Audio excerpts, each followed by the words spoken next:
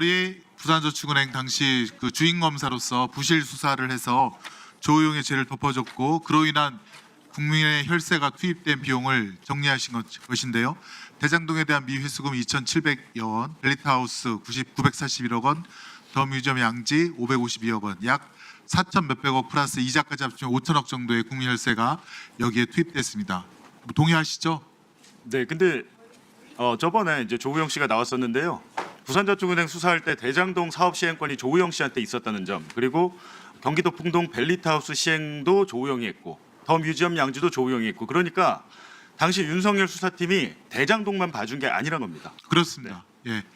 그래서 부산저축은행에 혈세가 5조 원이 투입됐는데 그중에 1.14조만 회수가 되고 4조 원 가까이가 미회수됐다는 것입니다.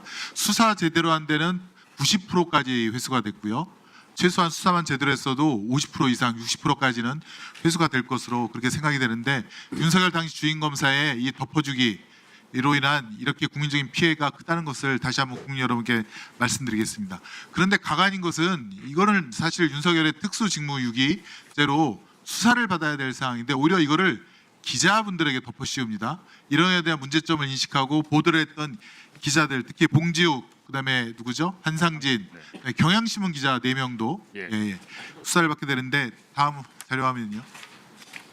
이제 청문회에서 봉지욱 기자께서 영장 본인에 대한 압수수색 영장 발부 사유가 다 거짓말이라고 얘기를 해서 저희가 찾아봤습니다. 다음 자료 화면이요. 압수수색 영장에 뭐라고 써 있냐면 조우영의 알선 수재 혐의는 대검 중수부의 부산저축은행 사건 수사 대상이 아니었다. 이 부분과 또 피해자 윤석열은 박영수의 요청에 따라 조우영의 범죄 혐의를 인지하고서도 임의로 수사를 진행하지 않은 사실도 없었다. 이 두 가지가 저는 결정적으로 거짓말이라고 보이는데 동의하십니까? 네, 그렇고 또 김병욱 아마 의원실 관련해서 제가 거기서 자료를 받아서 일부를 허재영 기자에게 줬다. 뭐 이런 내용도 있습니다. 예, 윤석열 본인의 특수직무유기죄에 대한 범죄 혐의를 기자들이 밝히자 그에 대한 보복으로 봉지욱 기자 등 양심 있는 기자들에 대한 가혹적인 수사를 하게 되는데요. 네. 왜 윤석열이 이걸 알고 있었는지 그거를 잠깐 설명을 드리겠습니다. 다음 자료화면요.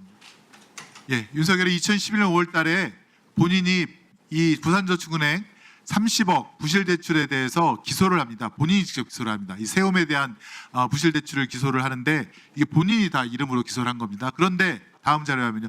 똑같은 세움에 대한 대출과 자금 입금인데요. 다음 자료화면요.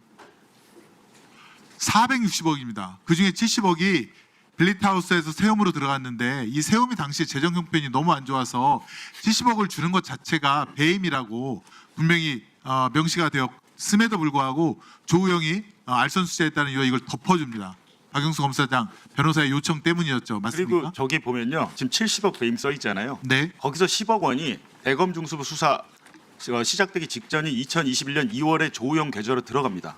그렇습니다. 세움을 수사했으면 당연히 모든 계좌 내역을 봤을 텐데 개인 계좌로 10억 원이 갔는데 그걸 수사를 안 했다? 이건 말이 안 되죠. 맞습니다. 세움에 대한 배임죄를 기소했다면 분명히 계좌에 대한 압수수색이 있었고 거기에 30억 원이 찍혀져 있다면 저 70억 원 그리고 조우영에게 개인적으로 흘러가던 10억 원을 모를 리가 없습니다. 그래서 저번에 그 대장동 최초 시행사 대표였던 이강길 씨가 세움의 회장인 조양훈 회장도 나한테 전화가 와서 대검에서 너한테도 조우영한테 돈 준 거 물어봤어? 라고 그런 전화를 받았다는 증언을 했죠.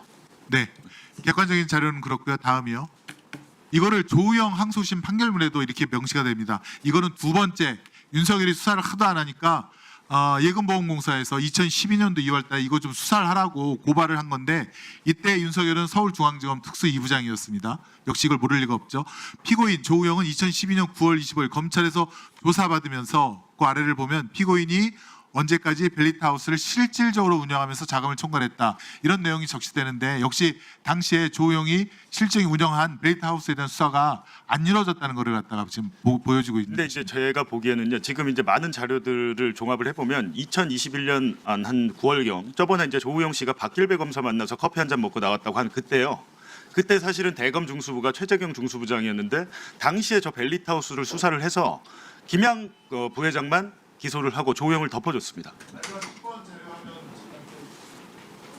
근데 이게 재밌는 게 10번 시간이 지나면 조우영에 대해서 2015년도에 수사를 해서 구속시킨 검사가 누군지 아십니까? 강일민 검사. 네. 강일민이 조우영 돈받았다는 사실을 모를 리가 없는데 네. 이 강일민이 2023년 9월 달쯤에 네. 공지욱, 한상진, 그다음에 경향신문 송국민 기자 등 4명에 예. 대한 수사를 한 주인 검사가 또 누굽니까? 그때 이제 저희 담당 강일민이었어요. 강일민이었습니다. 그러니까 강일민 검사가 2015년에 대장동 업자들 수사를 해서 그 내용을 잘 알았다고 판단을 해서 아마 정식 발령이 아니고 직무대리 발령으로 강백신 밑으로 데리고 왔던 걸로 기억을 하고요. 제가 저번에 말씀드렸지만 강일민 검사가 2015년에 남욱 변호사 항소심에서 공소장 변경 안 해준 그 사건 있잖아요. 곽상도 추가 기소했던 그 사건에 연루가 되자 서면 조사든 조사를 받긴 받았는데 이 검사들을 덮어주고 곽상도만 기소를 했잖아요. 그게 이제 언론에 보도가 되니까 강일민을 한국거래소로 파견 보냅니다. 수사팀에서 뺀 거죠. 문제가 되니까. 그러니까 강일민은 그 강백신 부장검사는 자기 밑에 부하가 범죄 혐의에 연루됐는데 덮어준 거죠. 곽상도는 또 기소를 해놓고 청탁을 한 사람은 기소했는데 청탁을 받아서 실행해 준 사람은 봐준 거죠. 장관님, 법무부 장관님. 예.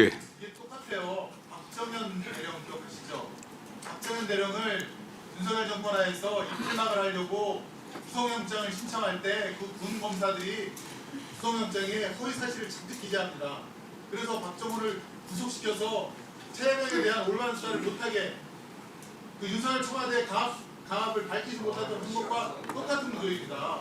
지금 강일민이 조우영을 2015년도에 수사했기 때문에 2023년도 언론에 대한 탄압을 할 때 이 압수수색 영장이 거짓말이면 모를 리가 없는데 그런 검사가 지금 아직도 현직에 있고 자기 직무를 한다는 게 말이 됩니까?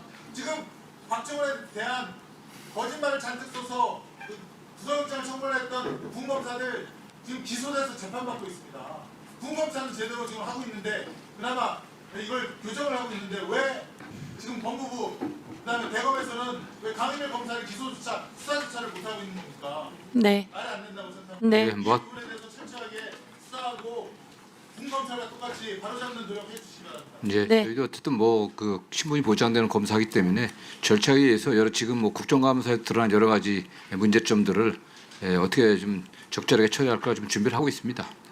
꼭 해주십시오. 네. 예, 수고하셨습니다. 예. 예, 지금 돌아보니까 박정훈 대령은 윤석열 정권 때 무죄가 났습니다. 비록 불법 비상계엄을 한 다음이지만 다음인가 전인가 어쨌든 무죄가 났습니다. 박정훈 대령은 무죄가 나고 그때 허위 사실로 구속영장을 치고 이런 사람들이 그 아까 말씀처럼 수사받고 있는 상황이다 이런 말씀이신 거죠? 기소돼서 재판받고 있는 상황입니다. 예, 군에서는 오히려 그렇게 했다는 말씀드립니다.